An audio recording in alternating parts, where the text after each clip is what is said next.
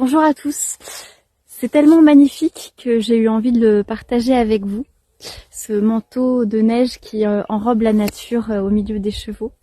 Et en même temps, c'était le moment parfait pour vous faire part d'une expérience que je mène avec mes propres chevaux cette année. J'ai enfin osé, j'ai enfin franchi le cap de les laisser vivre complètement 100% en troupeau, dans la nature, toute l'année, en laissant tomber aussi les couvertures. Et ça, je peux vous dire que ça a été un vrai exercice de lâcher prise pour moi, mais je ne suis pas du tout déçue du voyage.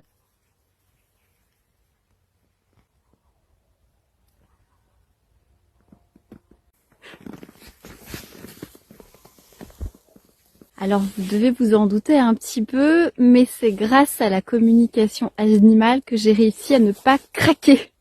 J'ai maintenu l'objectif grâce à cette connexion que j'ai pu avoir avec les chevaux qui m'ont fait comprendre que pour eux, c'était ok.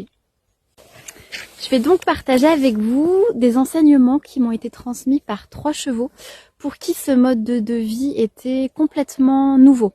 Donc je vais être synthétique autant que possible. Mon but ici, mon envie, c'est de permettre de réfléchir différemment sur des croyances qui sont plus ou moins justes que nous avons en tant qu'humains qui voulons bien faire. Et c'est ça le pire. Premier point, ils sont unanimes. Ils sont tous d'accord pour dire que c'est mieux, que c'est ce qu'ils veulent, que c'est ce qu'il leur faut. Ils expriment leur gratitude, leur reconnaissance d'avoir osé essayer. Ils sont dans le remerciement et ils expriment tous que pour rien au monde, ils ne voudraient revenir au mode de vie d'avant. Ce qu'ils m'ont expliqué aussi, c'est que bien sûr, ils comprennent que moi j'ai des craintes parce que j'ai envie de les protéger, mais ils m'ont fait comprendre que c'était complètement absurde de vouloir les protéger de leur propre milieu naturel. Deuxième point, la notion de communion entre eux, donc la vie du troupeau, et de communion aussi avec la nature. C'est comme si le fait de pouvoir vivre au fil des saisons comme ça, de cette manière-là, leur avait permis de reconnecter, de redécouvrir et de renouer avec leur propre souveraineté. C'est un terme qui est revenu chez plusieurs chevaux, donc c'est pour ça que je le souligne. Troisième point, cette notion de la réalité, de l'adaptation, de l'ajustement de leur propre métabolisme, comme s'ils découvraient eux-mêmes leurs propres ressources qu'ils n'avaient pas pu découvrir avant. Il y a des notions, des termes comme je me transforme, je me métamorphose. Il n'y a pas de souffrance, mais de l'adaptation. Il m'explique aussi qu'ils sentent leur corps se mobiliser, que c'est une sensation qu'en tant qu'humain, on ne peut pas comprendre. Quatrième point, et non des moindres, le rejet à l'unanimité de la couverture. Et Dieu sait que là, j'ai du mal à vous le dire tellement j'étais accrochée à cette idée qui me rassurait. Vraiment, pour eux, c'est comme un corps étranger qui de toute façon ne peut pas épouser complètement ce qu'ils sont. J'ai eu le terme déguisement humain, j'ai eu la notion de c'est insupportable, c'est ridicule. Donc lâchons prise aussi sur la couverture autant que faire se peut. Cinquième point, et pour nuancer un petit peu le propos, pour 2 des chevaux concernés, j'ai le sentiment que cette adaptation, enfin ce gap d'adaptation a été un peu plus important ou un peu plus étiré que pour le troisième. Il y a la notion de surprise qui a été exprimée, aussi la notion de révolution, mais pour au final comprendre que le confort n'est pas ce que l'on croit.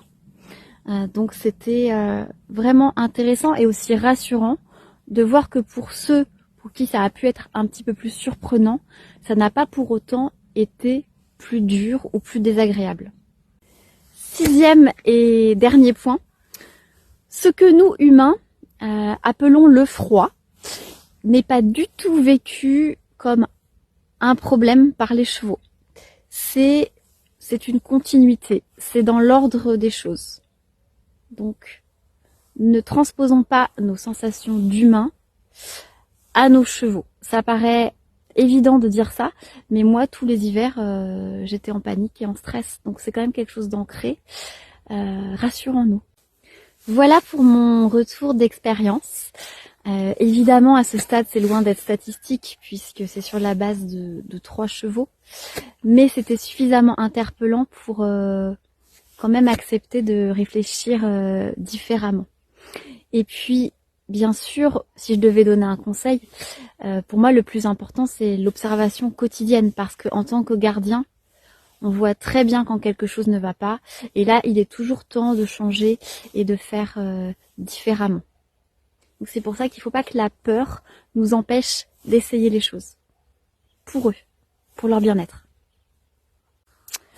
En tout cas, pour les gardiens et gardiennes de chevaux qui auraient eux-mêmes ce débat intérieur, n'hésitez pas à demander directement à votre cheval son avis, parce que grâce à la communication animale, c'est lui qui pilote.